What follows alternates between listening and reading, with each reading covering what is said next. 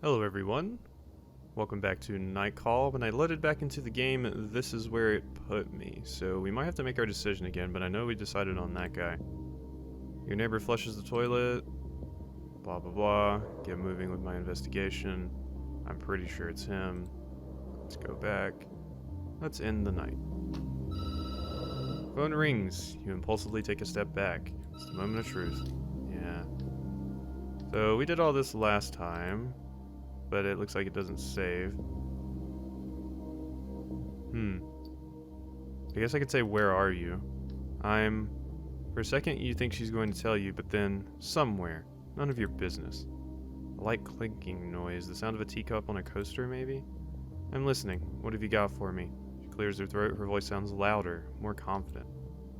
You glance at the wall, the suspects are all lined up, all the evidence, the whole mess of your ideas, your stomach is in a knot. I don't have to remind you, you cannot get this wrong. I have a meeting in 2 hours with the district attorney and the chief of police. So yeah, this is the end point. This is it. Even the minister of the interior will be in a corner of the room somewhere. Obviously, I'm thrilled. But I certainly don't want to put too much pressure on you. You can almost hear the smirk she must be wearing. Yeah, I've already decided. We don't really have that much information to go on. Like, the investigation honestly feels like it's just kind of been in the back this entire time, and most of the game is just interacting with various characters. Pick the phone back up and explain your choice to Lieutenant Bennett. Why, how, the evidence, your sources. She listens without saying a word. You stop talking and catch your breath. Okay. I'll buy it. Seems like a solid choice. I can fish around a bit to vet your information. She pauses. You can almost hear her nodding. I'll call you tonight. Try to get some sleep. She pauses. No way she's going to hang up. It might be your last night of freedom. She snickers. Put the phone down. You decide to go to sleep. There we go. So this is new.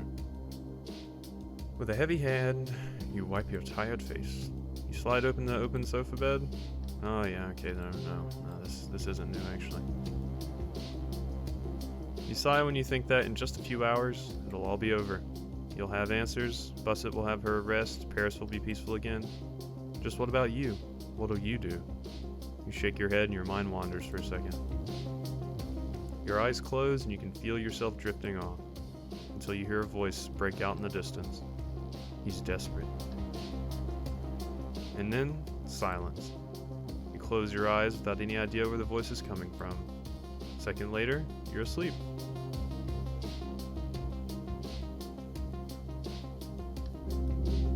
You open one eye. You had a hard night, restless. You get the impression you've aged 5 years in a matter of hours. You get up quickly, and a few minutes later, you're outside of your studio. Night 7.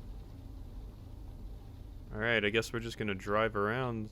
You've barely gotten downstairs when you catch sight of Bussett. Oh, never mind. She's leaning up against the doors of your cab, eyes wide open, forehead creased. Get in. You obey. It's too early to react. She settles into the back seat, flashes a smile. Good news. You're right. Or at least the DA thinks your evidence is sufficient. No emotion in her voice. She's giving you the facts, nothing more. We're going to bring Fragonard in tonight. She nods, her expression clouds over. I have trouble. She freezes. Fragonard is a mentor. Mine.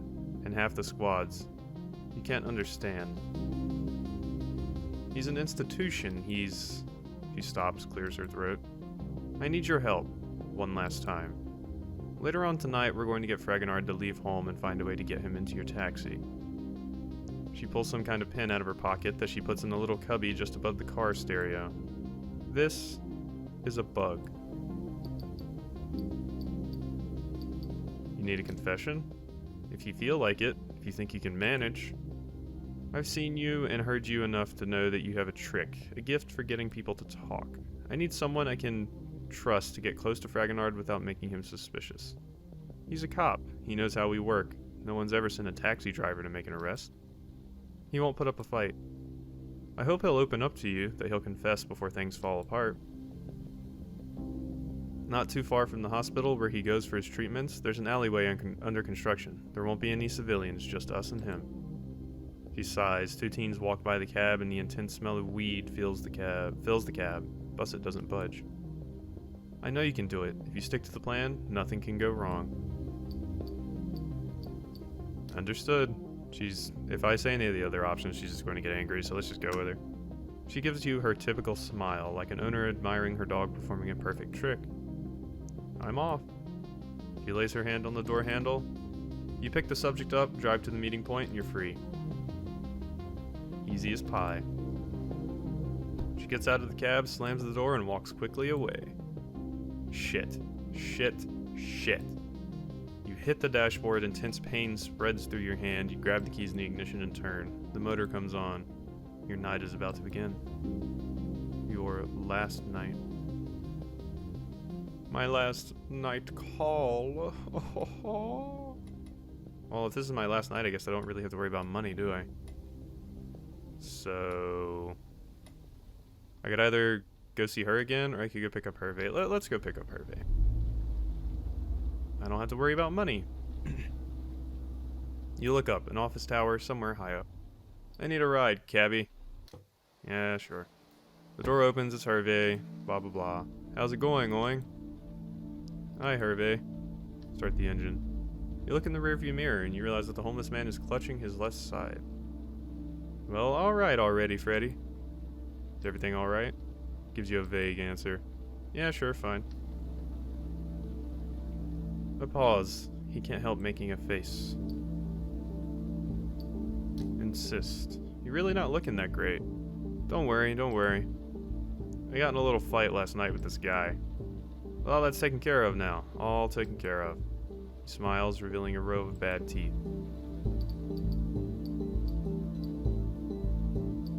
What kind of fight? With the wave of his hand, he changes the subject. Bah, who gives a shit about what kind of fight it was? All you need to know is he took something that belonged to me and he paid the price. Closes his eyes. So yeah, he wasn't all that bad. But if you let someone steal your stuff, you're done for, sure? You have to show him you're tough, that you're a big shot. He pulls a sour smile. Sometime later, your passenger clears his throat. You wouldn't happen to have a little something to drink, would you? You know, like they do in those newfangled cabs nowadays? Chauffeur-driven cars. Yeah, that's right. I don't have anything, sorry.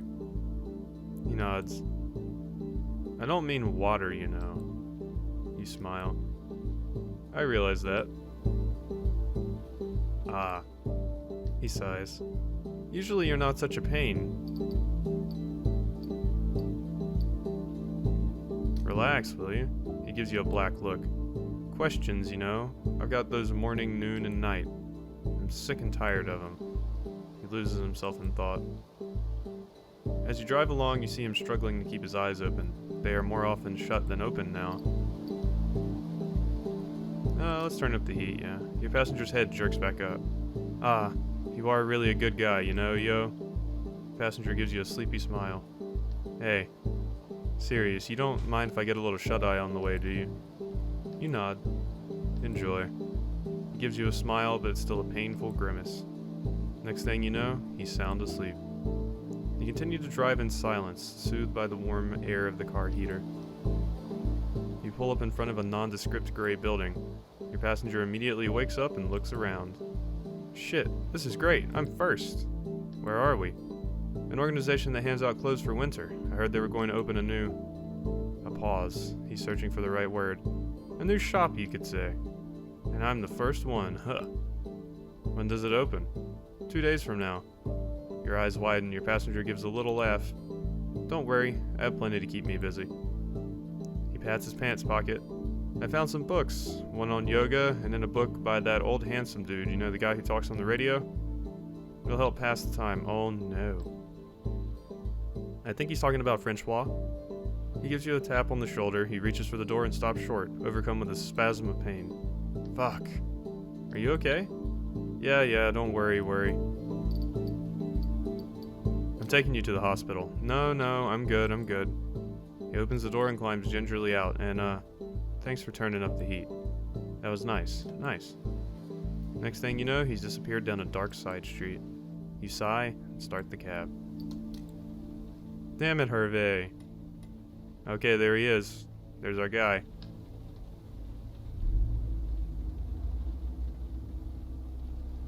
It's all been leading up to this. Picking up the culprit. Hospital St. Louis, please. Your next passenger is your suspect, the retired policeman. Judging by his looks, you could have easily guessed. You nod your head and start the engine. Sorry, I didn't read that. Your passenger seems to have his mind elsewhere, not entirely awake, stubble on his chin. You scan his skin, his movements, his attitude, It's cold as shit this morning. His voice makes you jump. You nod. You have more people or not as many when it's cold out like this? Folks tend to stay home when it's too cold. There might be more of them, but they make shorter trips. Makes sense. Dead silence. Now let's talk about the weather. It's worse in summertime, though. People don't take cabs as much, but when they do, they go further. Obviously. You drive in silence for a second. The road goes by. You don't want to look in your side mirrors too often. You haven't seen a trace of the cops yet. Busset told you not to worry, but... You know, it's funny. Just this morning, I was thinking about an old case. One of my first cases, actually. It was just after the Mesrine case. You know who Mesrine is, don't you? Or am I really that old? You sense it's the right time to get him to talk.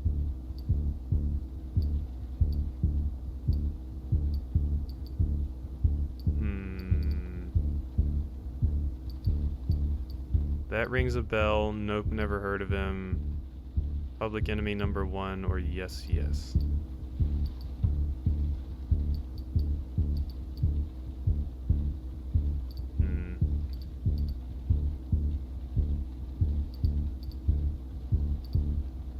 Public enemy number 1. Exactly.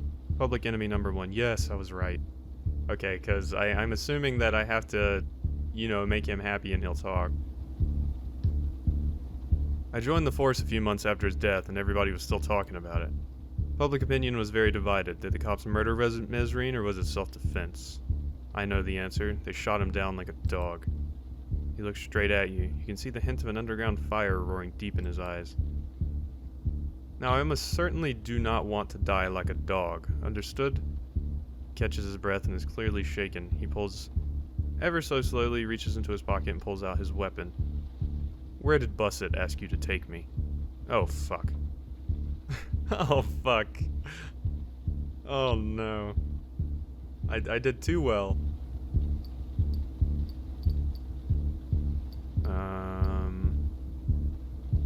Where did Busset ask you to take me? Okay, I feel like playing stupid is not getting me out of this. Like, I don't know what you're... You know what? He's got a gun trained on me. I think I might just... Because he's basically confessed already. Well, no, he hasn't. But he does have a gun on me. I don't know. Excuse me?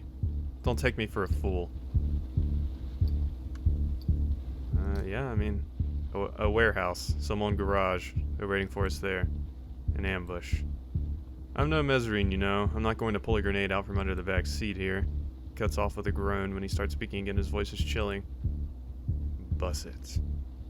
You can see his finger on the trigger. It's shaking. Ever so slightly. How much does she know?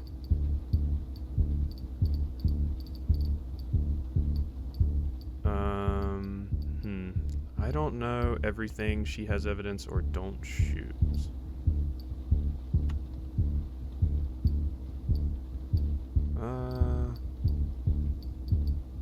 Do I actually know how much she knows? I don't know. Stench of gunpowder fills the cab. Your vision is blurred for a while. You can't feel your legs anymore, and a shock of heat is streaming down your spine. The taxi slows and ends up running into a parked car along the side of the road. The impact sets its alarm off. Its lights shower the street with red and yellow. Wow, I really didn't get that impression from us just kind of chilling in the cab together. I'm sorry. Sorry it turned out like this. You deserve better, you know? You're so focused on helping others that you forget to take care of yourself. You want to speak, but no sound comes out. I read your file, you know, what you did for your sister-in-law. Taking 7 years in jail for her. He nods his head. You deserve better. Your neck muscles give out and your head collapses. Bits of the outside world make it in, maybe not in the right order. The door closing, the back seat empty. A shape coming over to the cab, screaming, shouting. And just like that, darkness.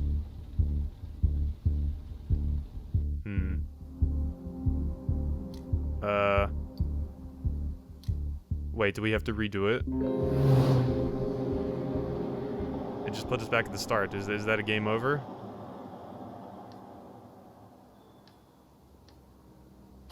Huh. Wow, do I have to do that again? Really? A death state just puts you back here? Okay. Hi, Busset. Yeah. Got a name. Yeah, okay. I lay the receiver down. I accuse him. I mean, besides just making different choices, the only thing I really know to do here is to, like, I'm going to try to make some different choices. If that doesn't work, I'm just going to accuse somebody else, I guess? Because that might be the only way I can save myself. I'm not sure who else I would accuse, though. No one else really has good evidence against them.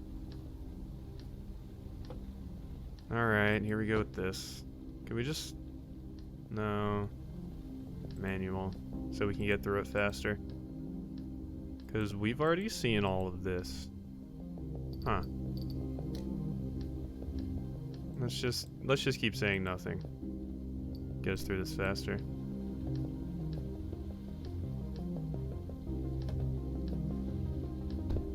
And I hit the dashboard, the motor comes on, it's our last night. Yeah, I don't really think we're going to bother with that. I think... Is there any way to fast forward time, actually? Let's go over here. I guess reading a newspaper does it. So let's go over to the gas station, buy a newspaper, and just read until our boy shows up.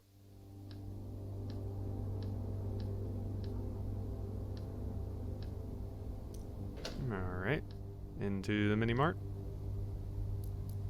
Oh yeah, let's get a lottery ticket before we die. Perdu. I didn't win. Talk with clerk. Say, a guy like you, someone who spends nights around here, you must know something about the killer. Great, I got a new clue. No, cat. Stop. Go away. I'm busy, cat. Kitty's like, I want to help catch the judge. And I'm like, nope. Sorry. Alright. Let's see. How do I actually read that newspaper? It wasn't like... I didn't actually like go into my car or anything, right? No. No, I didn't want to do this. Yeah, I don't remember how you actually read the newspaper.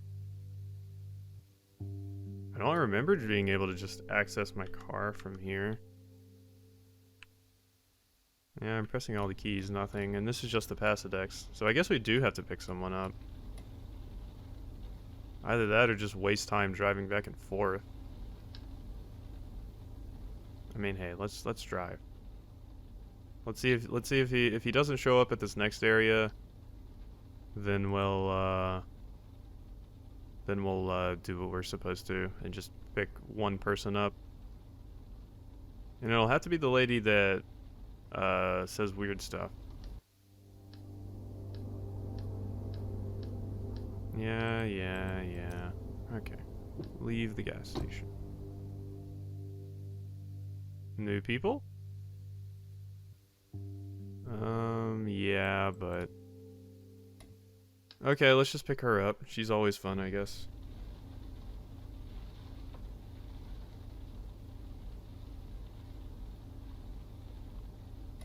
Huh. I'm not sure how long this episode's going to be, because I feel like I'm supposed to be finishing it this episode, but... Victor Hugo de Infected Hemorrhoid Station. Icy perfume, fur around her neck, and a strange form of emotional trauma.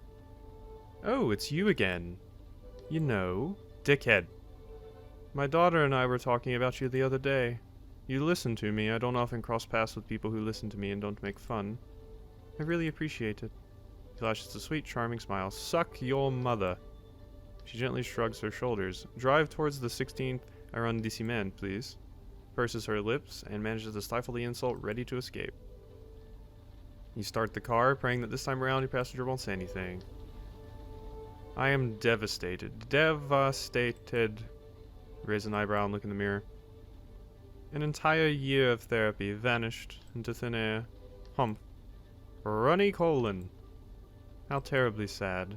These days the medical field is just... What's wrong? Just imagine, I spent more than 40 hours talking to this therapist. Not to mention the thousands of euros she was paid. This afternoon we started talking. We were talking about my relationship with my son. She purses her lips. Classic topic, no particular problems. A giant cock forest. Your passenger coughs gently, as if to cover up the monstrosity she just shouted. Calm down. And right then and there, she started to laugh. The laugh. Her eyes bug out of her head with rage just thinking about the laughter. The laugh came from the back of her throat. Tears were streaming down her face. She apologized, got up, and left the room. Laughing all the while. Incredible, just incredible. She leans towards you, her overpowering perfume stings your nose. Tell me, sir, cunt. Do you think this is funny? Silence. You scan her face to try to determine how serious she is. You get the impression she is completely and totally serious. You see a tear in the corner of her eye.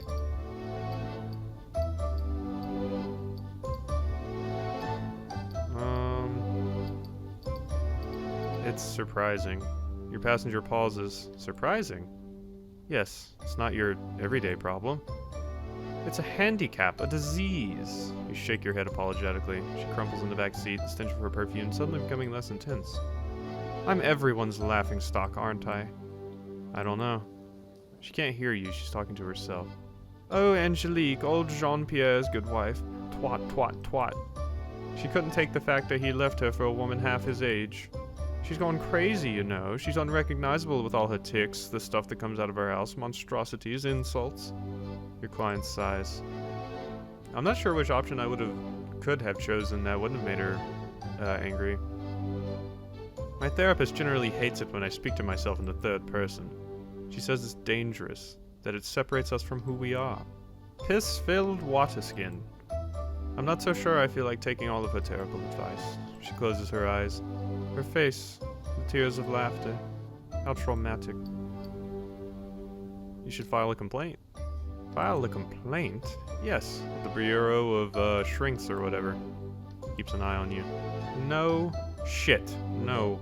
I don't think so. File a complaint? What a horrendous idea. I understand why she burst out laughing. I mean, I know that... Points to her face, her mouth. I know it's not easy to handle. I know it shocks people. She shakes her head. The other day at the supermarket, I said to the woman at checkout, the word. She raises her shoulders and is red with shame. The other word for a woman's chest. It starts with T.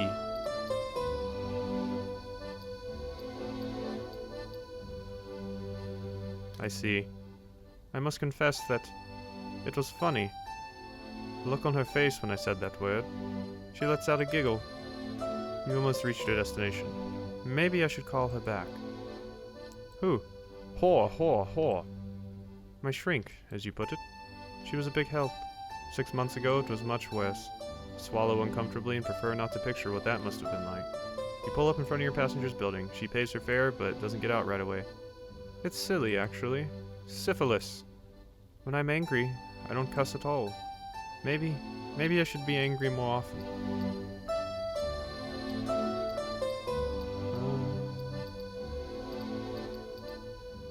Yeah, say nothing. She waits for a reaction, then turns her head. Have a good evening, sir. Whore! She waves and gets out of the taxi. As for her perfume, it lingers right there in the cab. You air her out for a moment before driving away. Well, she's always good for some cash. Okay, let's go Um, uh-oh.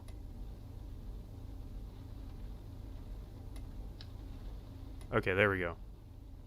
No? I think the game is having a problem.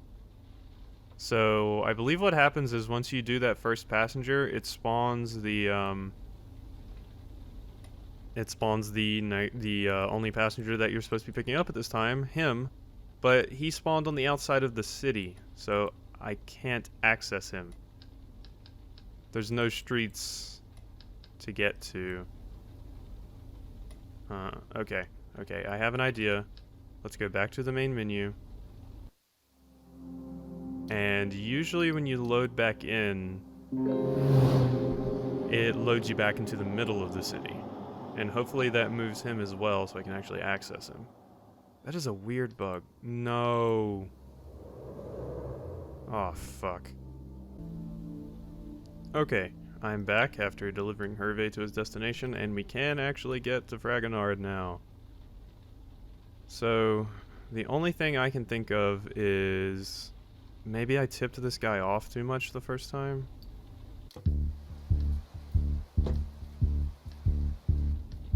Okay, passenger, mind elsewhere, skins, cold as shit. Okay, makes sense, dead silence. Let's say nothing. Drive in silence, the road goes by. You don't want to look in your side mirrors? Must have told you not to be nice already, just this morning. Or am I really that old? Since it's the right time to get him to talk. Nope, never heard of him. Jacques Mezrine, breaking and entering, kidnapping, armed robbery. He killed 2 cops in Canada, tortured a journalist, a far-right one, but still. Then in 1979, after being on the run for a year and a half, the cops catch him and kill him, at Porte de Clig Noncourt. He raises a hand. Now, the cops say it was in self-defense, but I know for a fact they shot him like a dog. He looks straight at you, see a hint of underground fire. Yeah, okay. Slowly catches his breath, pulling his pocket, pulls out his weapon. Where did Busset ask you to take me? I don't know what you're talking about. Don't take me for a fool. Keep lying. I swear, I have no idea what you're talking about. A gun appears. Shame. I thought I might just get a chance at some honesty in this cold world just once, just to see what it feels like.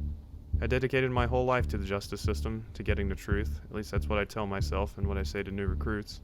But I'm tired of all the games, all the fucking lies. Where'd they order you to take me?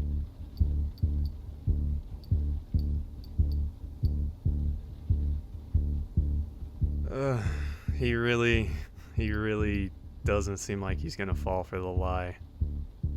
But he is a cop. Maybe he's just pressing me super hard. Like maybe that's what he's doing. But I really don't want to have to do this again. I'm just gonna keep lying. Shakes his head, saddened. Can't quite figure out if you were avoiding me, but I know Busset put you on the case and gave you a copy of the file. We don't know each other too well, so I'm going to give you one last chance to tell me the truth. Busset. You can see his finger on the trigger, it's shaking ever so slightly. How much does she know? Okay, last time I said I don't know. Let's say she has evidence.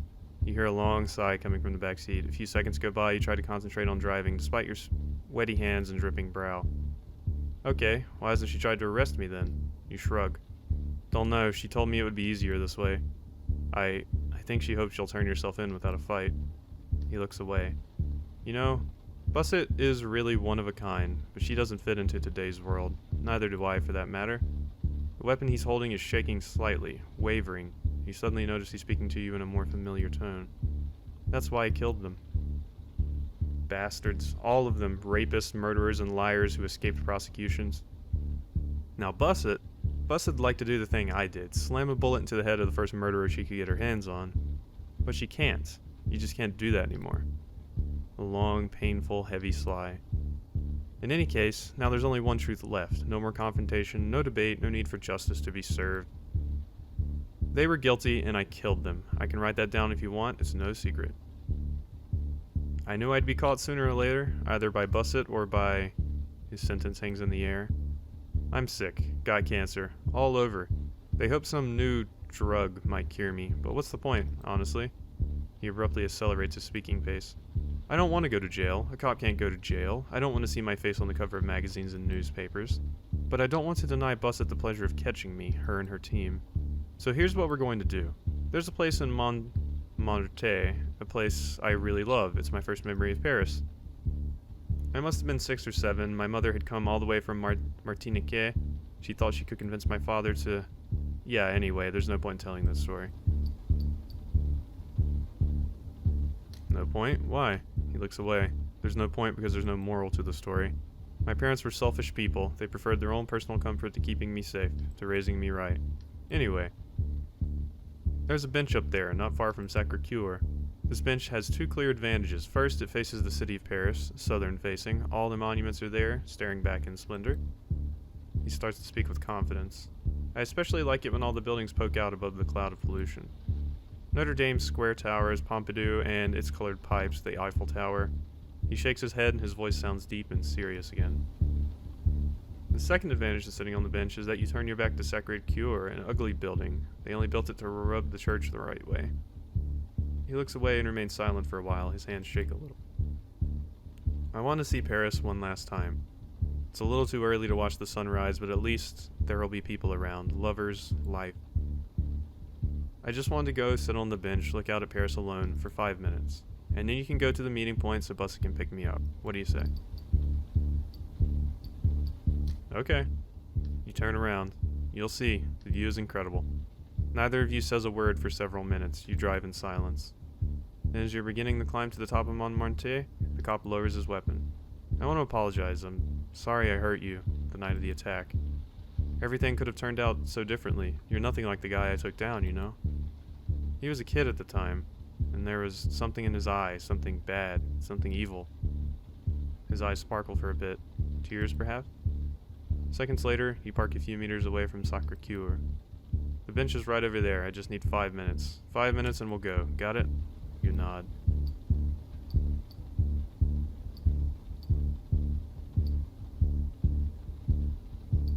Go ahead. He smiles genuinely at you. Yeah, let's do that. Thanks, friend. He gets out of the cab. You watch the old cop. He takes a few steps towards the bench, walks around it like he wants to look at it from every angle. He doesn't so much as glance at Sacré-Cœur and its dome, lit up with powerful spotlights. A few passerby, chilled to the bone, are wandering about nonchalantly on the square in front. That is a pretty nice view, to be fair. The cop finally sits on the bench. He stays there a long minute, contemplating Paris. Strings of light weave around traffic circles and intersections, making a magnificent canvas. There's a sudden movement. In a matter of seconds, he pulls the gun out of his pocket and up to his chin. The shot rings out. Yeah, I mean, I kind of expected that to happen. Thanks, friend. Those were his last words. Are you fucking kidding me? Honestly, Bussett, I'm happy I just didn't let you win. If we're going to be real, you're kind of a jackass, and I'm happy you didn't get the satisfaction. Sorry, just 1 second. I gotta plug up my headset. It's dying. Okay. Are you fucking kidding me? No. Lieutenant Bussett watches you. Her jaw is clenched. Locked, more like. What else did he say? He confessed to his crimes. The wire you put in the cab must have caught it all. You have the recording. Bussett stares at you for a second before looking away. Shit. Shit. This is not how it was supposed to end. Well, I mean, he was going to shoot me if I didn't take him there, I'm pretty sure.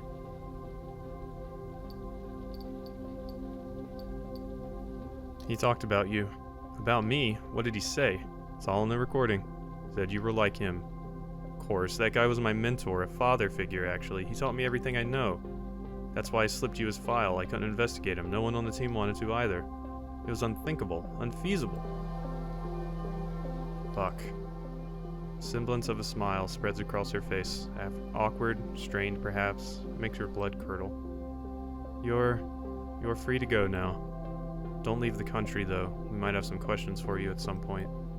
She opens the door, icy air seeps in, you shiver. You really came through, you know. I didn't think you'd do so well. Her voice breaks up a bit with her last words. Who knew? Huh. So that's it.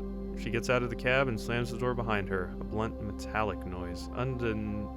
unidentifiable. Whoa, I thought I was saying unidentifiable vibrations, but no. The car quakes and shakes like a boat. A minute goes by before you can move again. You slowly come back to your senses. Stay a little longer. You sit there for a moment, contemplating the scene in front of you. Police squads are moving about, tape keeping the onlookers away, spotlights flooding the judge's lifeless body with white light. Hard to believe it's all over. You need to get away for the while, drive without thinking, distance yourself. A cop on the roadside waves his flashlight, motioning for you to leave. You have no reason to be there anymore. You've become a stranger again. Key in the ignition, handbrake off, foot on the accelerator. You leave Sacré-Cœur behind. Is that it? Hey! Okay, that's it for Night Call, I assume. It was interesting. I am definitely more sold on just the character interactions between the various people that you can pick up in your cab rather than the actual investigation itself. It just, I don't know, it felt like it didn't have a lot of weight until the end, and there wasn't much going on. Like, most of my clues either came from Busset or because I walked into a gas station and the gas station clerk said, "Hey, did you hear that thing about the killer?" It was, when I started it, I thought it was going to be like, I was specifically going to be trying to get information out of the various passengers that I have about the case, but that doesn't seem to be the case, no pun intended, at all, because usually the passengers you just kind of talk to and hang out and that's it, and if they do have something about the case, it gives you like a generic text saying, "Hey, they told you about the case," and so I don't know. I'm not sure how too into the actual investigation aspect of the game that I was. And that's not even to mention the various hiccups that we've had, whether Beret Boy wasn't really a problem. I could just ignore him. That's not that big a deal. But there at the end, that was a little rough, in that I died and I had to restart, which normally wouldn't be bad. But then I came back and I once again had to do it, and I did it, and then he spawned on the outside of the map where I couldn't access him, which I have seen before, but it was like a character spawned on the outside of the map and I couldn't access them. But it wasn't a big deal because I didn't need to see that character, but this was the only one I could pick up, so it was a bit rough. But altogether, I enjoyed it. There were more campaigns on the menu, but I'm not sure if I'll be doing those campaigns because I imagine it's just going to be more of the same with this. And the gameplay loop didn't really excite me that much.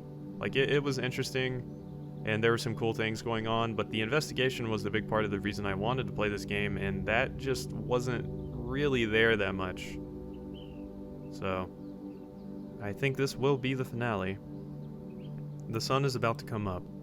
You drove all night long with your window open. You're so tired your chest is tight and your eyes are heavy, but you can't stop. Not now. You're going to run out of gas soon. The light went on about 20 kilometers back. You're somewhere in Normandy. Maybe you'll run into that cat you gave a ride to that one night. You smile and relax at the thought. You pull over onto the shoulder and get out. There's almost no traffic. You step over the guardrail as your eyes adjust to the colorful break of dawn. The sun will rise soon over the horizon. You get your phone out and dial a number. Doesn't ring. Direct to voicemail. Voice asks you to leave a message after the beep. "Hey, I wanted to..." You catch your breath. When Ade told me how she'd held onto your phone just to hear the sound of your voice, I thought it was stupid. But now, the sun is slowly rising and its colors are flooding the landscape. Bare underbrush, a tiny village lost in fog off in the distance, a hilltop sparkling with dew. The view seems alien to you. I wanted to thank you for giving me the opportunity to redeem myself. Thanks. That word disgusts you, but it's too late. Thanks to you, I did something important. I mean, I think, who knows? Silence, your head is spinning. You haven't spoken to your brother in years. Well, in a manner of speaking, you grin. Your kids are good. They grow up so fast. Ada shows me pictures sometimes, but I never go inside the house. It'd be too complicated for everyone. But they're doing well. They look a lot like Dad, at least, I think. You pause. A truck flies by, just meters from you. I thought when it was all over, I thought I'd be able to get some decent sleep. Close my eyes and sleep. Really sleep. Finally. But sleeping is just a break. Doesn't put an end to it. It all starts up again as soon as the voice cuts you off. Answering machine. You have reached the maximum time limit. Please. You hang up. Your phone feels heavy in your hand. What should you do now? There's a broken fence in front of you leading to a small footpath into the woods. Behind you is the highway leading to the sea. Call Christoph, disappear, or get back in the car. I'm gonna get back in the car. You sigh and retrace your steps. On the other side of the guardrail, you find your overheated cab. The next gas station can't be much further. You slowly turn the key in the ignition. There's gotta be something for you out there. Hey, and we continue our journey as a taxi driver. Yeah. Alright, so there we had our little choice at the end. I wasn't going to call Christoph.